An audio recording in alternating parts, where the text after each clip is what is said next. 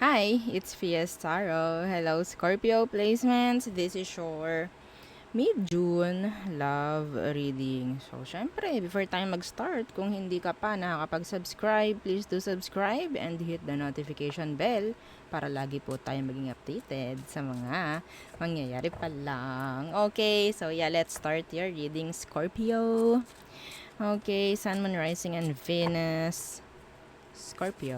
So, ano bang current situation ng mga Scorpio? Okay. Scorpio.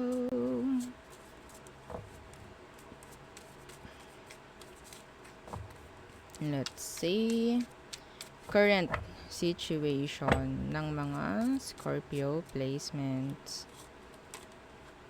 The World in reversed. And what's this? The Six of Pentacles in reversed. May nag-end dito na hindi mo man lang nakita or nalaman kung anong nangyari, kung anong dahilan bakit. Yeah, the Hermit. Meron ditong basta na lang ng ghost. Okay? Basta na lang nawala sa ere. Naiwan sa ere. Parang ganyan. Basta lang nawalang parang bula. Okay? May iniwan na lang basta dito. Hindi alam ang dahilan kung bakit. Yeah. Pwedeng Earth sign. Taurus, Virgo, and Capricorn. Virgo. Okay? So, let's see. Ano bang meron sa person mo, Scorpio? Ooh, meron ditong na ghost. You have this unfinished business sa sitwasyon. So, let's see ano bang meron sa person mo, Scorpio. The Ace of Cups. You love this person. Yeah, you love this person. Ace of Cups. Death.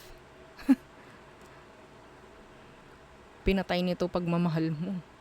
Oo, pinatay niya. Two of Cups, in reversed.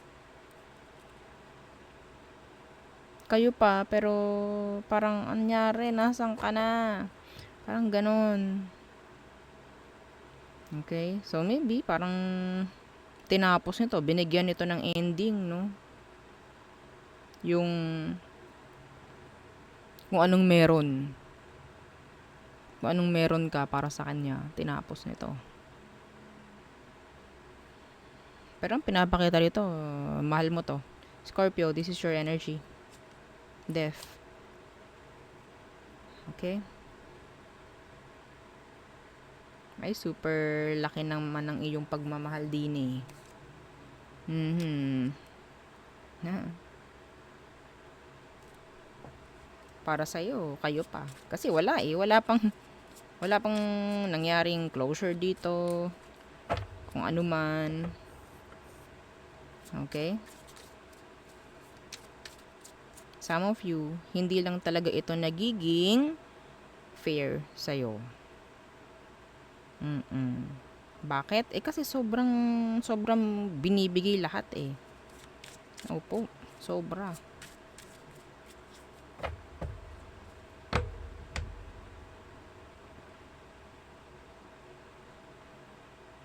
Eto nakikita ko yung basa inyo. Nandun yung galit, syempre. Kayo na mismo yung parang gumagawa na lang din ng dahilan para matapos to. Pero nandun yung love mo. Yes. Yes, yes, yes. Para sa kanya. May chance na yung iba rito, kahit sobrang mahal mo to, talagang tinatalikuran mo na. Okay. So, let's see. Anong next action niya towards you, Scorpio? The Wheel of Fortune.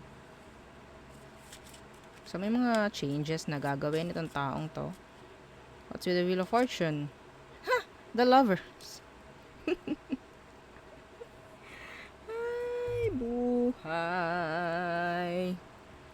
The Tower is here. The Tower is here. Ano po yung Tower? This is separation for some of you. Okay? The Queen of Cups in reverse. Nako.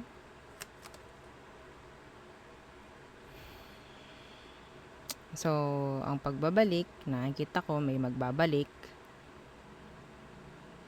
Just for what? Maybe physical connection?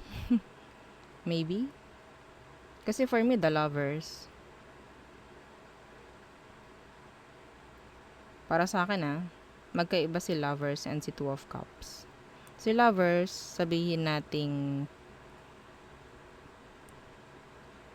a connection or a relationship. Okay? Relationship. Pero pwedeng kahit kanino. Okay? Pero pag two of cups, ayun yung talaga yung mutual feelings. Ayun yung attachments, ayun yung mas malalim pa sa lovers. No? Ayun yung para sa akin. Next action niya, magkaroon ng pagbabago pagdating sa connection nyo. Pagdating sa relasyon, maybe. Okay?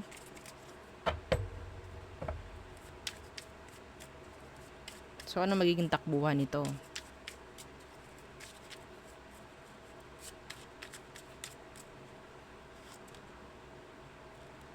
Eight of Wands in reversed.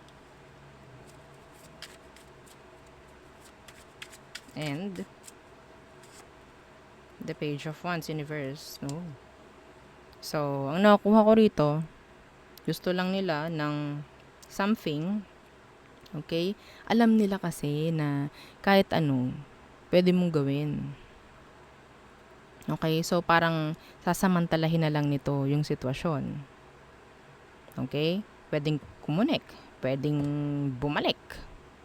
Pero next action or sabihin nating magiging takbuhan nito is napaka-immature rin. Yeah. Pagdating pa lang sa komunikasyon, hindi na stable. Okay? Meron ditong mga hindi nasasabi. Sa pagbabalik nito, walang kalinawan dito, ha? So, iniwan kanyang maraming isipin, maraming tanong, babalik siya, hindi niya sasagutin lahat yun. Okay? Hindi niya sasagutin. Hindi ko alam kung anong gagawin niyang pagbabago sa pagbabalik.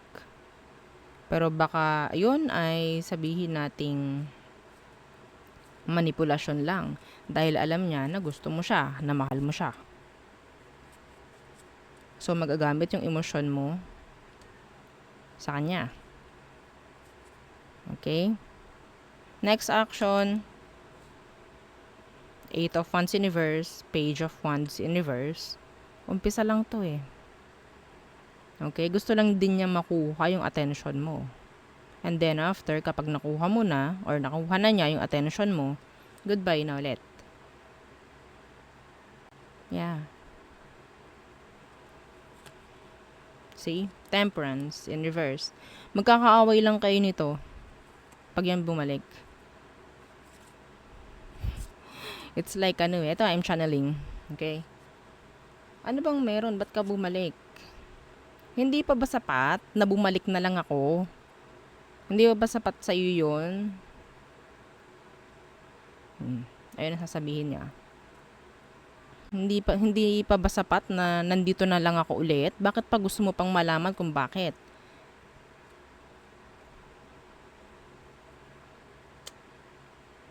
Okay?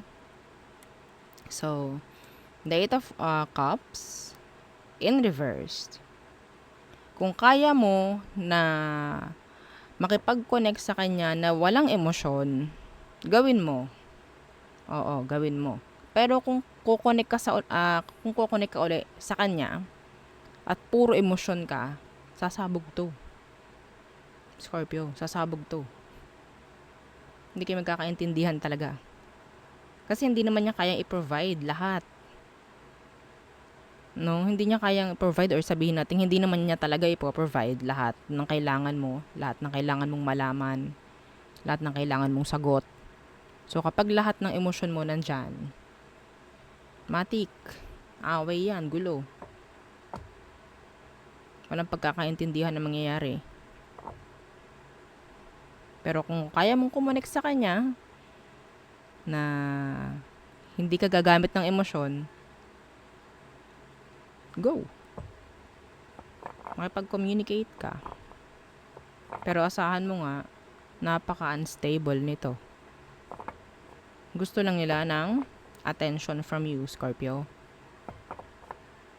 Just attention. Okay? Gusto ko i-clarify ito. Itong The Lovers.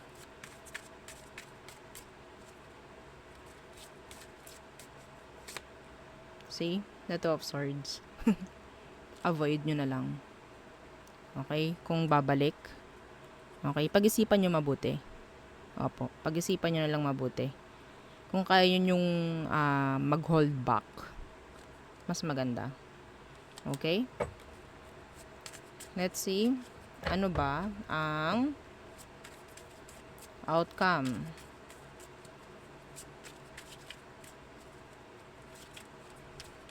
/ advice. Hanged Man. Okay. Walang action muna.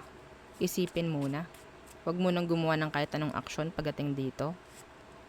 Yeah, in the Two of Wands universe. Tsaka kayo gumawa ng action kapag okay na. Okay? Pero kapag puro kalabuan pa rin, huwag kang magiging open. Huwag kang bibigay. Okay? Yeah, the Nine of Wands. Oo. Huwag kang bibigay. Okay? Dapat may limit ka rin eh. Dapat may limit ka rin pagdating sa taong to. Kung kaya mo siyang i-avoid, kung kaya mo siyang bigyan ng rules, mas maganda. Okay? Kesa naman magamit ka. Kesa magamit ka, 'di ba? Avoid mo na lang. Okay? So, be careful, ha? Some of them may dala-dalang peace offering. Baka may soft spot ka pa for this person. Dali ka dan. Okay? Dali ka dyan. So, much better. Magkaroon ka ng limits pagdating sa kanya. Okay? So, tayo tumungo na sa all signs for Scorpio. May insect. Nawala siya ng pakpak. Okay. Aries. Okay. Wala pang pag-move on. Galing kay Aries and there's no action. Taurus. No effort. Okay. May pananamlay. Gemini. May pagsisinungaling, may pagtatago. Si Gemini. Cancer. You're the wish fulfillment. Yes. Excuse me. Leo.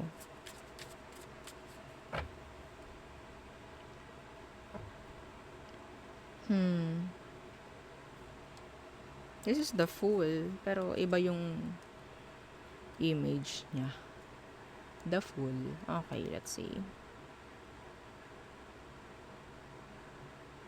Para itong playing safe. Okay, some of them playing safe. So maybe takot na makitaan ng ibubutas. Virgo. May trust issue. Libra.